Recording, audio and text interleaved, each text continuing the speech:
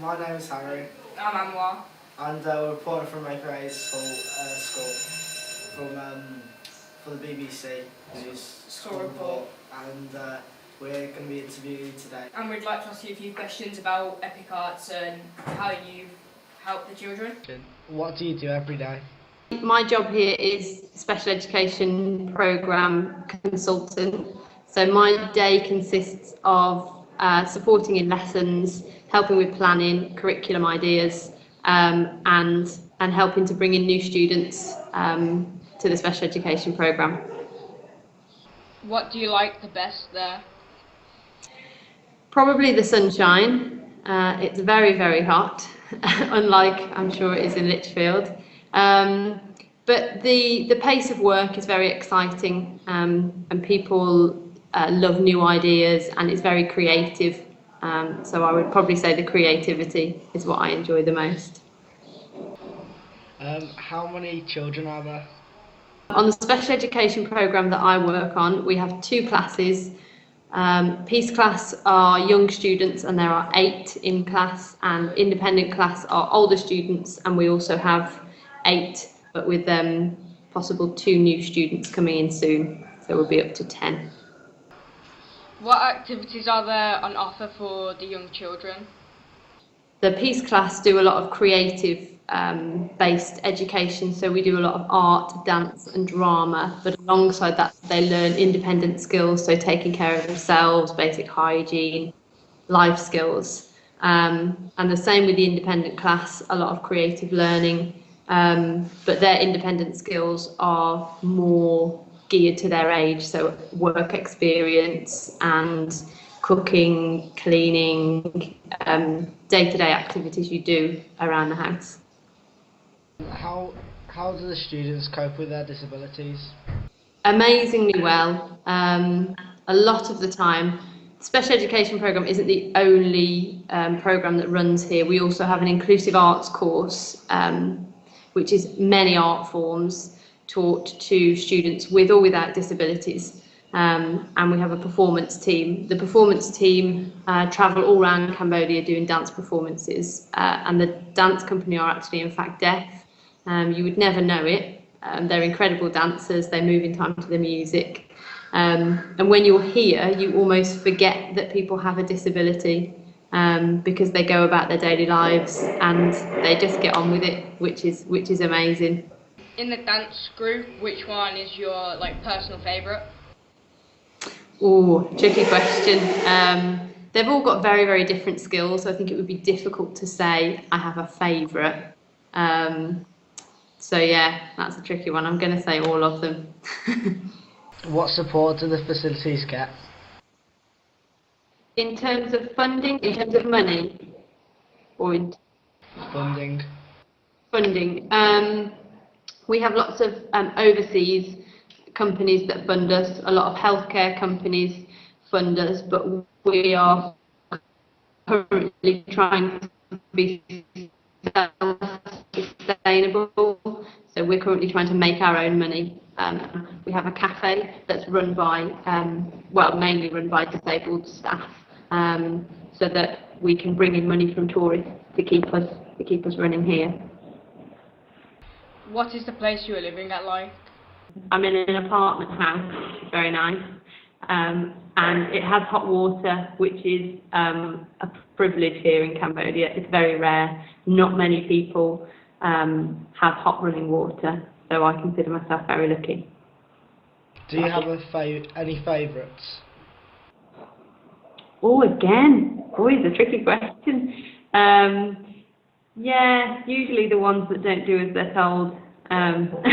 But no, overall, they're all great to work with, and they've all got different personalities, which is what makes it fun. And I'm very fortunate that I get to work with all of the children on different activities, so you get to know them very well, which is nice.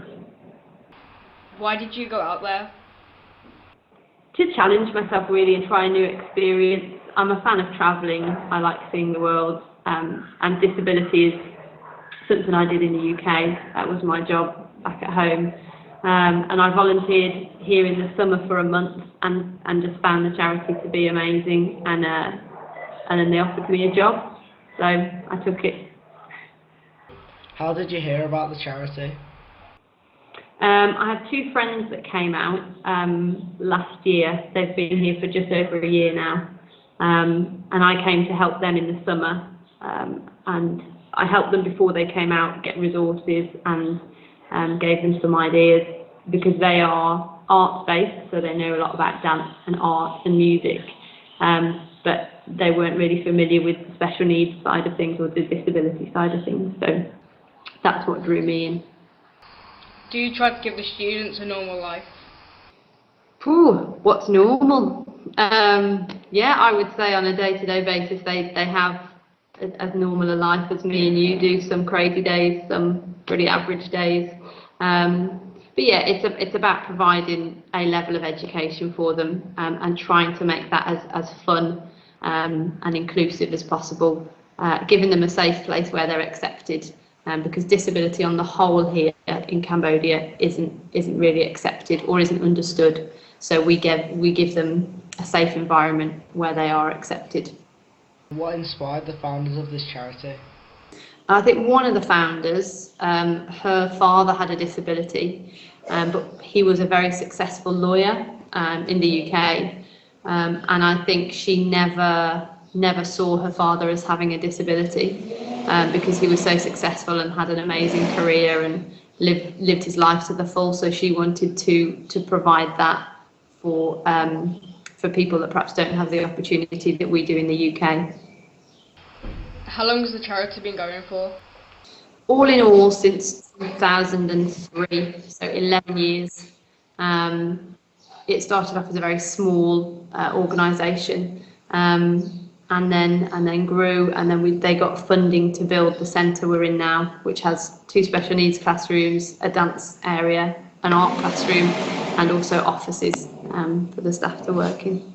How long have you been working in this charity?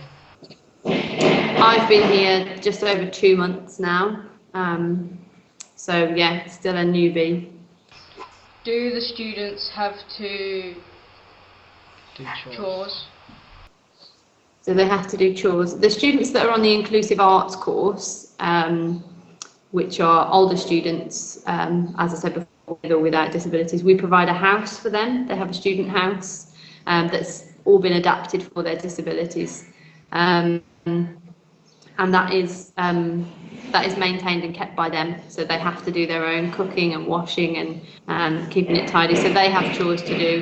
Here on the special education programme, we have a gardening programme, so we look after the Epic Garden. We've recently had chickens, so we have to take care of the chickens, and then general chores in and around the classroom, teaching them to tidy up after themselves and things like that. Are there places provided for the young people to live? Yes. Oh, I just answered that one, didn't I? Yeah. Yeah, we have a student house linked to the arts course. But our children on the special education programme all live with their families in the community. What are your jobs with the charity? My job as a special education programme consultant is to work closely with the Cambodian staff, the teachers and the teaching assistants, to provide planning and working on curriculums and introducing themes and topics, but also to be a presence in the classroom, to work hands-on with the students, to provide support in the classrooms. Some of my job means me travelling around Cambodia to visit different special school settings, so that's quite interesting. I get to go and see other settings and see what they have, which is nice. How many hours a day do you work? I work from 8 in the morning until 12, and then we have a 2-hour lunch break, and then from 2 in the afternoon until 5 o'clock. But your hours, you often stay here later than 5 o'clock working. Sometimes we do events at the weekend. If we do performances or showcases, we work weekends. So it's they're very flexible with it. How is life for the children? The children on the special education programme, generally pretty good. They come from very poor families. so they have to deal with poverty at home and in the community. But it's something they've lived with, so they are more than happy. To me and you, it would be, you know, quite a poor way of living, and we would be quite surprised by it. But for them, they've never known any difference, and they cope with the little that they have. In terms of an education, we provide them the tools that they need to live a happy and fulfilled life, and just be safe and looked after. Do you do any hobbies with the children? Yeah, mainly arts based. So dance is something we introduce as a form of exercise, really, to get them to be creative and to get them to do a bit of exercise. Art is another one, drama, and they also really enjoy football and volleyball is something that they enjoy. So yeah, sports is something I'd like to introduce a bit more for the special education programme. Have you learnt any skills over there? Yes, a lot. I've learnt a lot about myself, I think. Yeah, just a lot about making do, and resources here are very low. So with your school and with schools in the UK, you have lots of resources, so computers or pens, pencils, books, even very simple things like that. So I've learnt to think on my feet and to adapt, so that we have materials for our students to use. Yeah, and just how lucky you are, I think it teaches you that, if nothing else. Have you worked in any of the countries in Cambodia?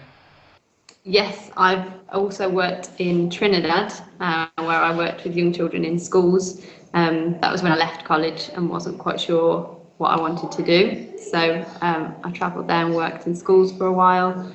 And I've also worked with special educational needs students in Malawi in Africa. Do you like working with people that have disabilities? And Yes, I would say so. In the UK, I work with students with visual impairments in schools. But yes, I think it's a very rewarding, very challenging, but a very rewarding job. And I feel it's quite a privilege to be in that position. What do you find most rewarding? I would say helping others in terms of working with students with disabilities, and yeah, it enables you to help people realise what they can do, not focus on the disability, focus on what they can't do. It's about someone, and that's probably the most rewarding, making other people happy. do you feel the work that you do benefits the children? I'd like to think so, yeah. It's a long way to be from home if it's not beneficial. So I'd like to think so. Yeah, they all seem to enjoy coming, and they all seem to get something from it. So learning, education, fun, making friends, social skills, all those kind of things. So they all seem to benefit from it in some way.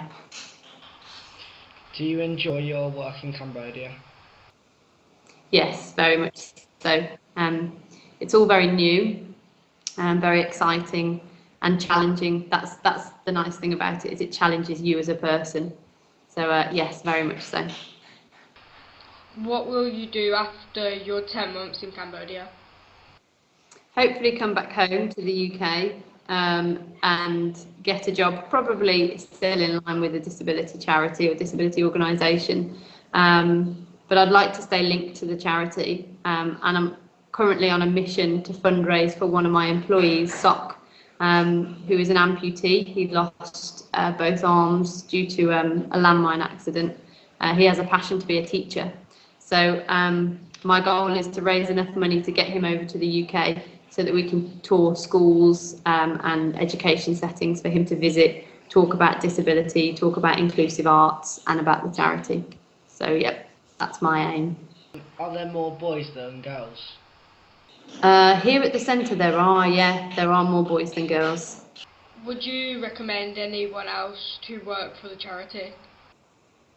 Yes, definitely would be my answer.